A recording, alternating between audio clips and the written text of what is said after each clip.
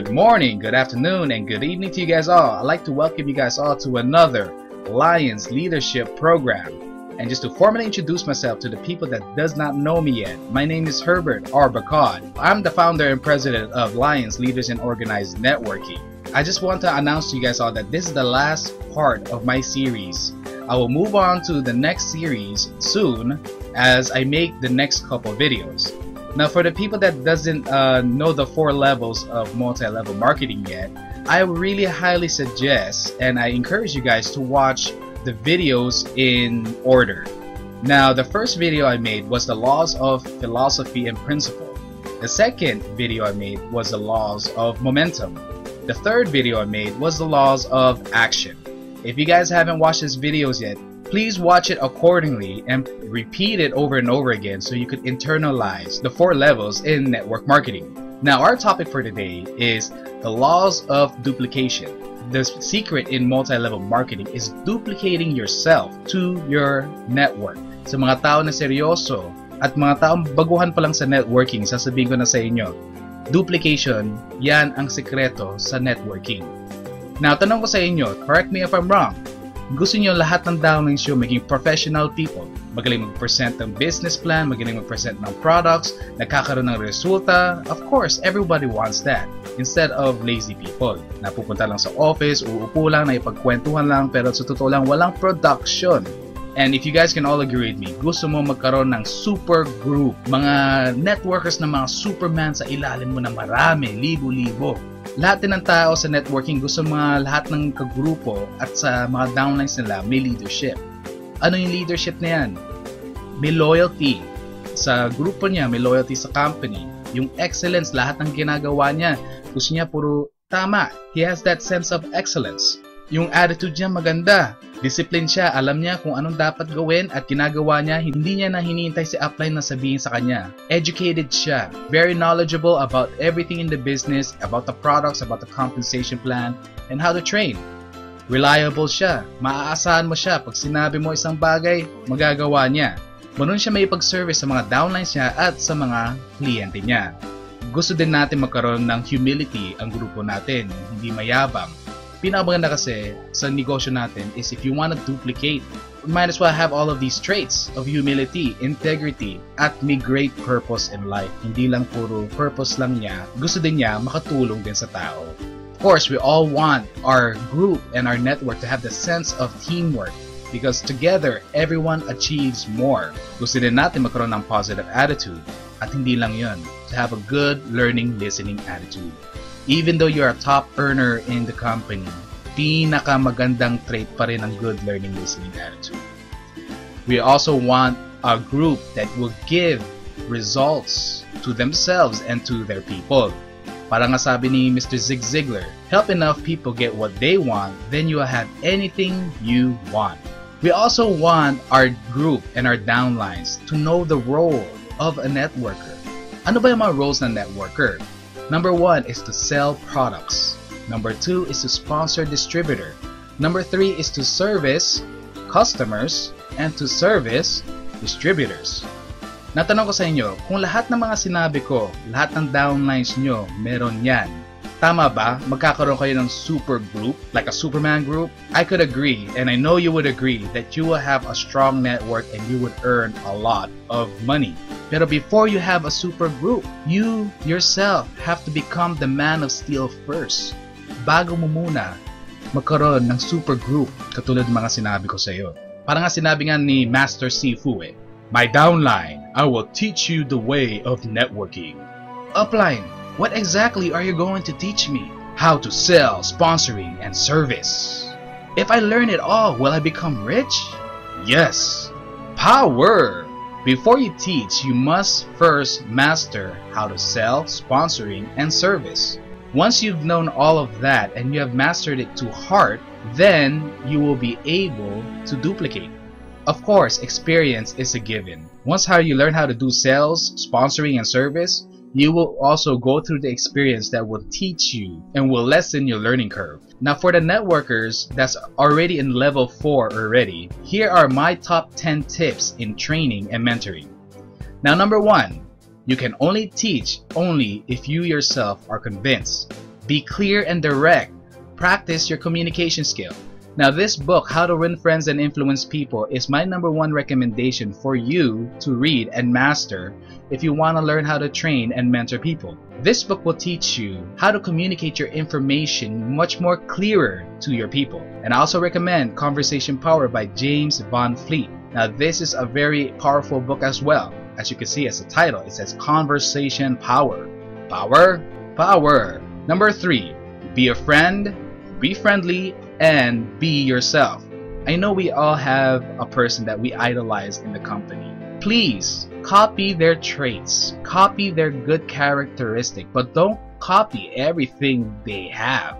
Don't copy their accent or don't copy their gestures. Remember, we are all unique. So for that, people will love you if you are yourself. Number 4, show humility and know your people's needs. This is very important to show that humbleness and knowing your people's need, your downlines or your customers.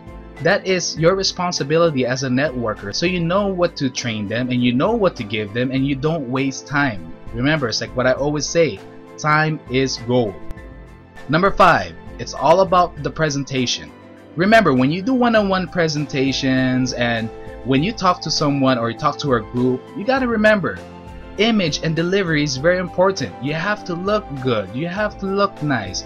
And how you gonna deliver it? Please, the night before you go on your presentation or you go on your one-on-one presentations or your training, know what to train them. Practice it the night before and practice it when you wake up in the morning and how you're gonna train them and how you're gonna teach them. This is very important for the people that just got in level 4. Number 6, be passionate and exciting. Now, I cannot stress this out any further because people will only follow people not because you're rich, not because you're smart, not because you're famous. People follows people that's passionate and excited about something and that is running for something and that has a purpose in life. That's the truth of the matter. If you look through history, great leaders in the whole world and through history, you can see their passion and excitement and their purpose and direction in life. You yourself have to be passionate and exciting. If you don't know the answer, do not guess, be honest. Alam mo, sa totoo lang, lahat naman ng tao hindi perfect. Pag hindi mo alam yung tanong, huwag ka maghula. Pabayaan mo lang, maging honest ka. Sabihin mo sa kanila, pasensya na, hindi ko alam, pero gagawin ko, aalamin ko yung tanong na yan. Remember, you are accountable for what you teach or your presentations or anything you do. So you have to know and you have to get the right questions. Parang nga sabi ko sa inyo nga dati, di ba? Practice does not make perfect. Practice makes permanent. Kaya if you don't know the answer, do not give the wrong answer. Because if you give the wrong answer at pinuso nila yung sagot mo, yung pala, mali pala, edi yun na ipapractice nila. Kaya be accountable and know the right answer. Number 8, pressure is an art. Now, why do I say pressure is an art? Kasi paminsan mga tao, their mind is at bay. Nakarelax lang ang mind nila. How we train ourselves throughout the years is we always want a break. We always want to rest. If you don't give them that sense of urgency kung bakit nila hindi gagawin ang negosyo nito, magiging petiks-petiks pa rin ang utak nila. Number 9, humor and ad-lib is your best friend in training people or in presentations. Tell them stories to elaborate. Magkwento ka. Maraming tao dyan, kung marami ka na tinitrain, may iba-ibang klaseng types of learning. Yung ibang tao, magbabasa lang ng libro, matututo na. Yung iba naman, through experience, dun sila natututo. Yung iba naman, through visual, dun sila natututo. Yung iba naman, through stories, dun sila natututo. So you have to ad-lib. You have to be humorous. Kasi syempre, sino naman ang gusto na pumasok sa training na 1 hour, 2 hours, 3 hours? And number 10, the more you train, the better you get. Yung unang training nyo sa mga tao na kakatungtong lang sa level 4, yung unang training nyo is going to be horrible. Hindi kayo makakatulog sa night na yan kasi marami pagsisisi mangyayari na sasabihin mo sa sarili mo. Ay, nakalimutan ko sabihin yung ganito. Ay, nakalimutan ko sabihin yung ganyan. It's going to haunt you. Pero that's a good thing kasi alam mo na you could do better. So on your next training, you will be better. I encourage you guys, sa mga tao that felt on their first time na nag-training sila, na feeling nila ang pangit ang training nila na they could do better, I encourage you, step up again, mag-train ka ulit, then you will get better. Marami pa akong gusto sabihin na gusto ituro sa inyo, pero it's going to take hundreds of videos for me to make to just give all of my information and knowledge in networking. One book that I also highly recommend is The Ultimate MLM Blueprint for Massive Success by David Leduc. Ang dami ko po natutunan sa libro nito. If you could find the book, I encourage you to read it as well and internalize it and master it. Now, lahat ng 10 tips in training and mentoring, magagamit mo din yan sa sales, sponsoring, servicing, and presentations. I could guarantee you could use these tips in many aspects in your life, not just in training and mentoring. And once you have done with level 4, everybody, please go back to basics. The whole essence of our business model is once you finish level 1, 2, 3, and 4, go back to basic. Humble yourself back again. Huwag lalaki ang ulo mo porque nasa level 4 ka na.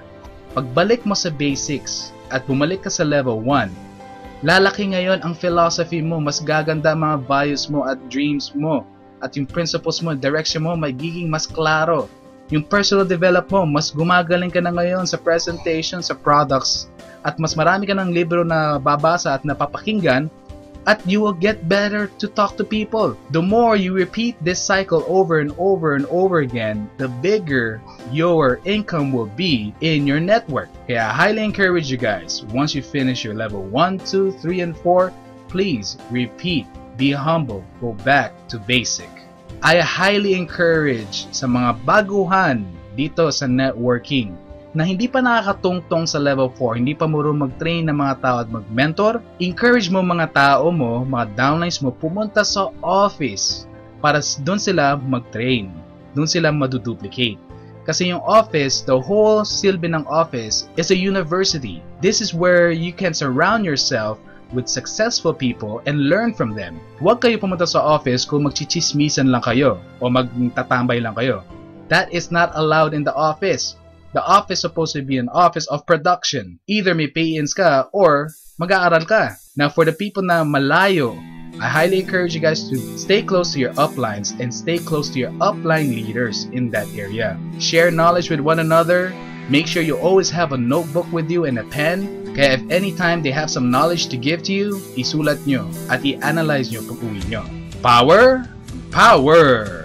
I'd like to thank you guys all for watching this Lions Leadership Program. And again, ako po si Herbert R. Bacad, and I'm excited for all of the new members in this industry, and stay tuned for the next video trainings that I will post. If you guys have any question, please don't hesitate to add me on Facebook or message me in our page, Leaders in Organized Networking. I'll be happy to answer your questions as much as I can, and I hope you guys enjoyed this video training. Good morning, good afternoon, and good evening to you guys all, and God bless and happy networking.